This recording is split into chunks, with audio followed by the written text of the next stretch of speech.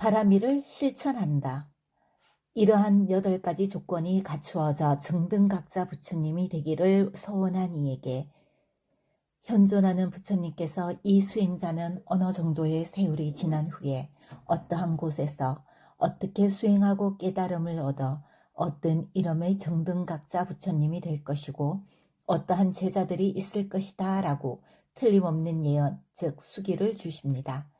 그러면 그 수행자는 정등각을 성취하려고 실천하느니, 즉 보살로서 그러한 정등각을 성취하는 데 필요한 여러 가지 덕목인 바라밀을 숙고하고 그 바라밀들을 오랜 세월 동안 성취해 나갑니다. 보살은 빨리어로 보디사타입니다. 보디는 깨달음이란 뜻이고 사타는 중생, 사람, 존재라는 뜻입니다. 그런 의미에서 깨달음을 성취하려고 하는 사람은 모두 보살이라고 할 수 있습니다. 즉, 증등각자 부처님이 되겠다고 서원한 사람을 증등각 보살, 벽지불이 되겠다고 서원한 사람을 벽지보살, 일반 제자가 되겠다고 서원한 사람을 성문보살이라고 합니다. 하지만 여기에서는 증등각자 부처님이 되려면 어떻게 실천해야 하는지를 살펴보려고 하기 때문에 증등각 보살을 그냥 줄여서 보살이라고 표현하겠습니다. 앞에서도 설명했듯이 그렇게 거룩한 보살들이 증등각자 부처님이 되기 위해 실천하는 여러 덕목을 바라밀이라고 합니다. 바라밀은 빨리어로 빠라미입니다. 빠라마, 거룩한 존재와 이의 결합으로 이루어진 단어로 거룩한 사람들이 실천하는 행위를 뜻합니다. 모든 보살들은 자기 스스로가 윤회에서 벗어나기 위해 실천할 뿐만 아니라 다른 많은 존재들도 윤회에서 벗어나도록 실천하기 때문에 거룩한 이라고 불리고, 그러한 거룩한 이들이 실천하는 행위라고 해서 바라밀이라고 합니다. 바라밀에는 보시바라밀, 지게바라밀, 출리바라밀, 지혜바라밀, 정진바라밀, 인욕바라밀, 진실바라밀, 결정바라밀, 자애바라밀, 평정바라밀의 10가지가 있습니다. 그것을 10바라밀이라고 합니다. 보시바라밀은 적합한 물건 등을 남에게 베푸는 실천이고, 지게바라밀은 살생 등의 악행을 삼가고 해야 할 의무를 완수하는 실천입니다. 출리바라밀은 감각, 욕망과 그 대상으로부터 벗어나려는 실천 혹은 그것으로 말미암아 윤회로부터 벗어나려는 실천입니다. 지혜바라밀은 아란도의 지혜와 일체질을 증득하는 데 바탕이 되는 지혜를 구족하도록 실천하는 것이고, 정진바라밀은 선업을 행하기 위해 노력하는 실천을 말합니다. 인욕바라밀은 다른 사람이 말이나 행동으로 화나게 하더라도 화내지 않고 참는 실천이고, 진실바라밀은 절대 거짓이 없는 말을 하는 것을 뜻합니다. 결정바라밀은 어떠한 장애나 어려움에도 굴하지 않고 마음먹은 것을 해나가는 실천을 말하며, 자애바라밀은 많은 중생들이 행복하기를 바라는 실천을 말합니다. 마지막으로 평정바라밀은 어떠한 대상도 좋아하거나 싫어하지 않고 평정하게 바라보는 실천을 뜻합니다. 3단계로 바라밀을 실천한다. 증등각자 부처님이 되려는 보살들은 이러한 10가지 바라밀을 3가지 단계로 모두 구족해야 합니다. 3가지 단계는 자기가 가진 재산의 손실에 관계하지 않고 실천하는 기본 바라밀, 자신의 신체의 일부분을 포기하면서까지 실천하는 중간 바라밀, 자신의 목숨까지 아끼지 않고 실천하는 최상 바라밀을 말합니다.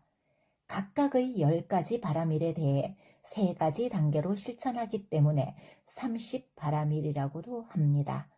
보살들은 이 30가지 바라밀들을 모두 구족해야 합니다. 보시바라밀을 예로 들어보겠습니다. 만일 보살이 가지고 있는 시계를 보고 누가 장난으로라도 그 시계 참 좋네요, 갖고 싶군요 라고 말했을 때 증등각자 부처님이 되리라고 수기를 받은 보살이라면 즉시 그 시계를 보시할 것입니다. 그보다 더 귀한 물건도 기꺼이 보시할 것입니다. 그것은 무엇 때문일까요? 자신이 증등각자 부처님이 된다는데 어찌 보시하지 않겠습니까? 마치 10,000원을 주고 100억, 1,000억, 아니 헤아릴 수 없는 큰 돈을 받을 수 있다면 기꺼이 10,000원을 주는 것과 같습니다. 일체지를 갖추고 많은 중생들을 제도할 수 있는 증등각자 부처님이 된다는데 그 정도는 아무것도 아닙니다. 이것이 재산에 관계없이 실천하는 기본 바라밀의 모습입니다. 중간 바라밀도 마찬가지입니다. 누가 당신의 눈을 좀 뽑아주십시오 라고 하면 보살은 조금도 그리낌 없이 바로 눈을 뽑아줄 것입니다. 그것은 무엇 때문이겠습니까? 보살에게 육신의 눈은 증등각자의 깨달음에 비하면 아무것도 아니기 때문입니다. 작은 값을 주고 값을 헤아릴 수 없는 보배를 갖는 것과도 같다고 생각하는 것입니다. 경전에 보면 이렇게 보살들이 보시한 눈이 하늘의 별보다도 많다고 나와 있습니다. 최상바라밀은 자신의 목숨까지도 전혀 끄리낌 없이 보시하는 것을 말합니다. 최상바라밀에 관한 일화 중에 토끼가 바라문에게 자기 몸을 보시한 얘기가 있습니다. 보살이 어느 생에 토끼로 태어났을 때 어떤 바라문에게 보시할 것이 없자 스스로 불을 피워놓고 내가 불로 뛰어들 테니 나를 드십시오 라고 말하면서 불 구덩이에 뛰어들었습니다. 그것도 마치 황금 궁전에 들어가듯이 기쁜 마음으로 들어갔다고 합니다. 이와 같은 세 단계로 10가지 바라밀을 모두 구족해야 증등각자 부처님이 될 수 있습니다. 4가지 행어로 바라밀을 실천한다. 증등각자 부처님이 되기 위해 10가지 바라밀을 3가지 단계로 실천할 때는 다음 4가지 행을 통해 실천해야 됩니다. 첫째, 모든 바라밀을 실천해야 됩니다. 하나의 바라밀도 빼놓지 않고 모든 바라밀을 3가지 단계로 실천해야 한다는 뜻입니다. 둘째, 한 생도 쉬지 않고 끊임없이 실천해야 됩니다. 천상세계에서는 바라밀을 실천하기 어렵기 때문에 보살들은 바라밀을 실천하는 동안 천상세계에 태어나면 일부러 수명을 줄이는 길을 선택합니다. 이것을 의도적인 죽음이라고 합니다. 축생세계에 태어나도 바라밀을 실천해야 합니다. 셋째, 오랜 세월 동안 실천해야 합니다. 수기를 받는 것도 힘들고 10가지 바라밀을 모두 실천하는 것도 힘들고 재산이나 신체의 일부 심지어 목숨을 잃는 것을 무릅쓰고 실천하는 것도 힘들고 한 생도 쉬지 않고 끊임없이 실천하는 것도 매우 힘이 듭니다. 그런데 이렇게 힘든 일을 아주 오랜 세월 동안 실천해야 한다는 뜻입니다. 얼마나 오랜 세월 동안 실천해야 하는지는 보살의 바라밀 성숙 정도나 어떤 덕목을 우선으로 바라밀을 이끌어 나가는지에 따라 차이가 납니다. 보살은 지혜를 우선으로 하는 지혜보살, 신심을 우선으로 하는 신심보살, 정진을 우선으로 하는 정진보살로 나눌 수 있습니다.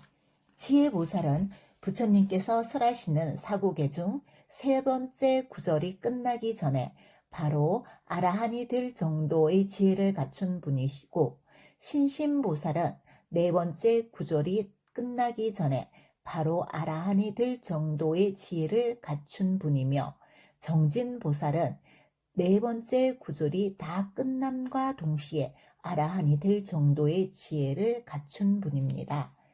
이 중에서 지혜보살들은 모든 바라밀을 성취하는데 4아승기와 10만 대급이 걸린다고 합니다.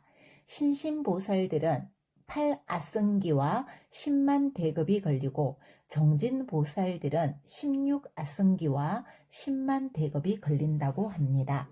대급이 얼마나 오랜 기간인지는 경전의 여러 가지 비유를 통해 설명되어 있습니다. 그중 대표적인 것으로는 가로 1요자나 세로 1요자나 높이 1요자나인 큰 바위산을 100년마다 한 번씩 아주 부드러운 천으로 살짝 스친다고 할 때 이런 방법으로 그 바위산이 다 닳아 없어지더라도 1대급은 아직 다 지나지 않았다는 비유가 있습니다. 또 가로 1요자나 세로 1요자나 높이 1요자나인 철로 된 통에 겨자씨를 가득 채워놓고 100년에 한 번 씨를 하나씩 꺼낼 때 이런 방법으로 그 겨자씨가 모두 없어지더라도 1대급은 다 지나지 않았다고 설명하였습니다. 이렇게 헤아릴 수 없이 긴 시간이 1대급인데 4아승기와 10만 대급 혹은 8아승기와 10만 대급 혹은 16아승기와 10만 대급이라는 오랜 동안 바라미를 실천해야 증등각자 부처님이 될 수 있다는 것입니다. 넷째, 지극정성으로 실천해야 됩니다. 불구덩이에 뛰어들어 목숨을 보시할 때도 마치 황금 궁전에 들어가는 것처럼 혹은 향수가 뿌려진 차가운 물에 들어가는 것처럼 기쁜 마음으로 보시해야 합니다. 보살들이 이러한 4가지 실천을 통해 바라미를 성취할 때 그 실천의 원동력은 바로 중생들에 대한 대연민심입니다. 중생들은 삶이라고 하는 험난하고 힘든 여정에서 태어남과 늙음, 병듦, 죽음의 고통을 겪습니다. 인간 세상의 경우에는 감옥에 갇혀 형벌을 당하는 고통, 음식을 구하는 고통 등 헤아릴 수 없이 많은 고통이 있고 사악체서의 고통은 말할 필요도 없을 것입니다. 그렇게 많은 고통을 받으면서도 전혀 의지할 곳 없는 중생들을 보며 보살의 마음은 대연민심으로 요동칩니다.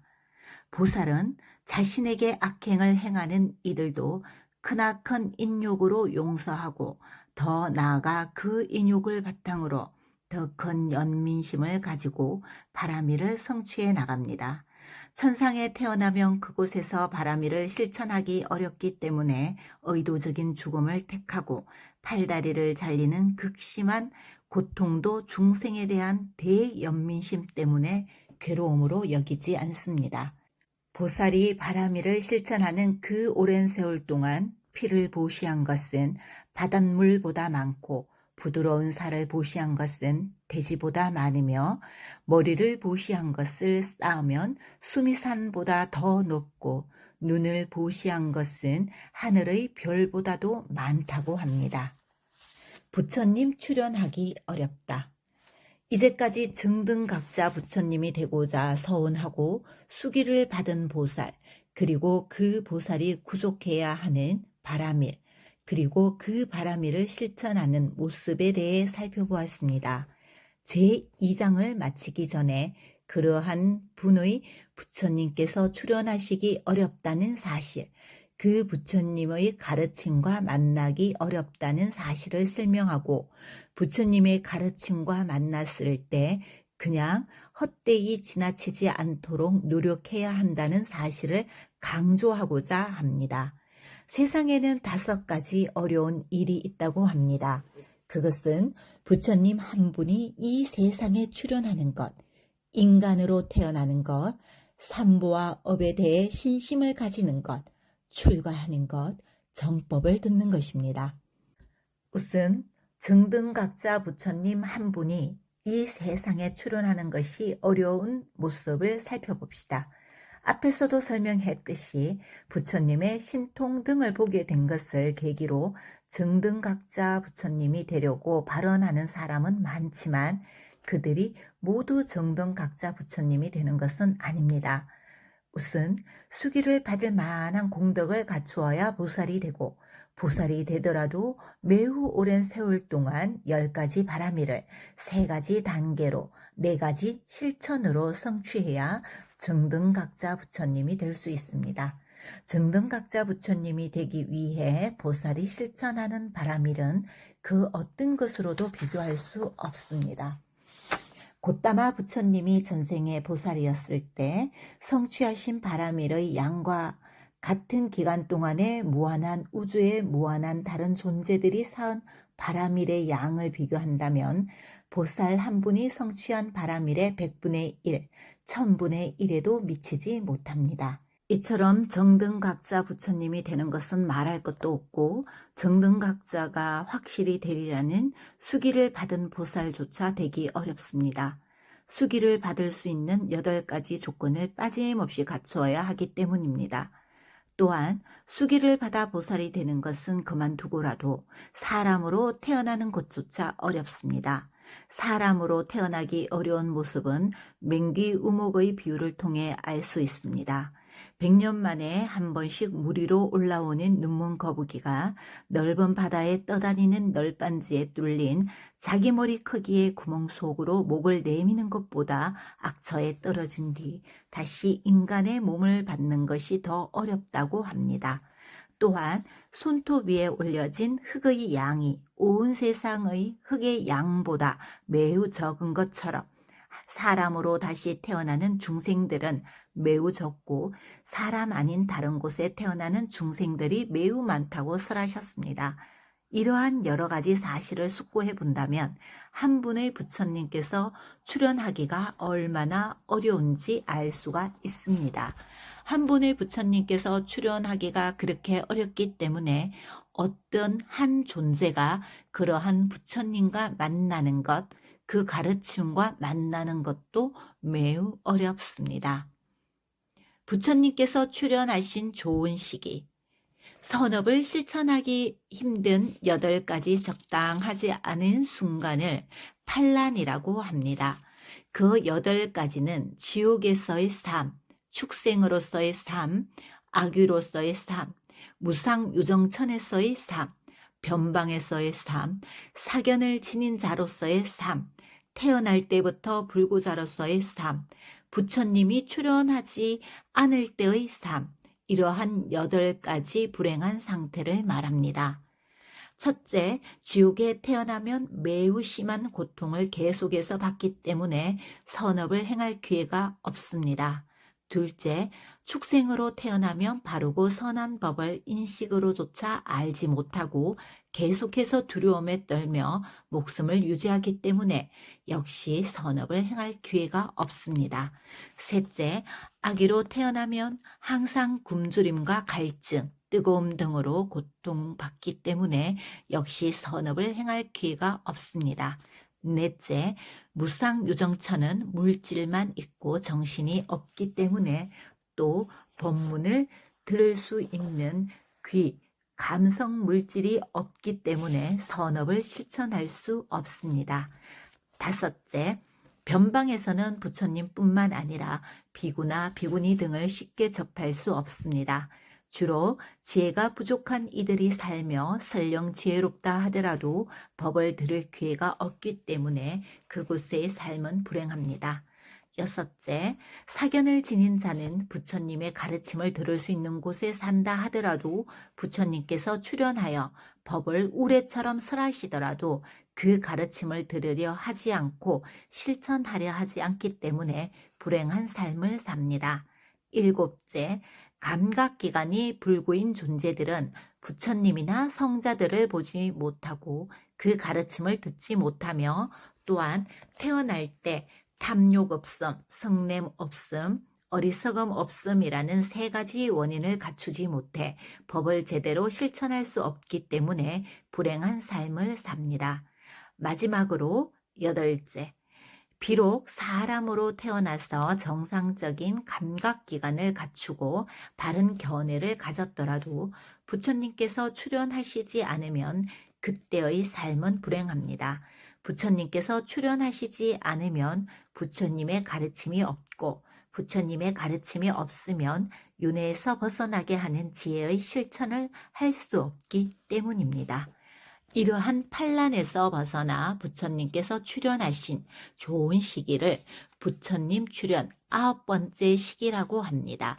이 시기에는 감각 기능을 온전히 갖추고 사람으로 태어나 정견을 갖추었다면 부처님의 가르침대로 실천할 수 있고 수행할 수 있습니다. 우리는 바로 그러한 행운을 거머쥔 사람들입니다. 그야말로 얻기 힘든 매우 소중한 기회를 가졌으니 이 좋은 기회를 놓치고 나서 후회해서는 안 될 것입니다. 부처님께서 출연하시고 그 가르침을 만난 이 좋은 시기를 절대로 놓치지 않으리라. 만약에 이 좋은 기회를 놓쳐버린다면 나는 사학처의 먹이가 되어 오랜 세월 동안 고통을 받을 것이다 라고 깊이 숙고해서 그렇게 좋은 기회를 보람되게 사용할 수 있어야 합니다. 부처님께서 설하신 지계, 삼매, 지혜라는 세 가지 가르침을 아라한과에 이를 때까지 쉬지 않고 실천해야 하겠습니다.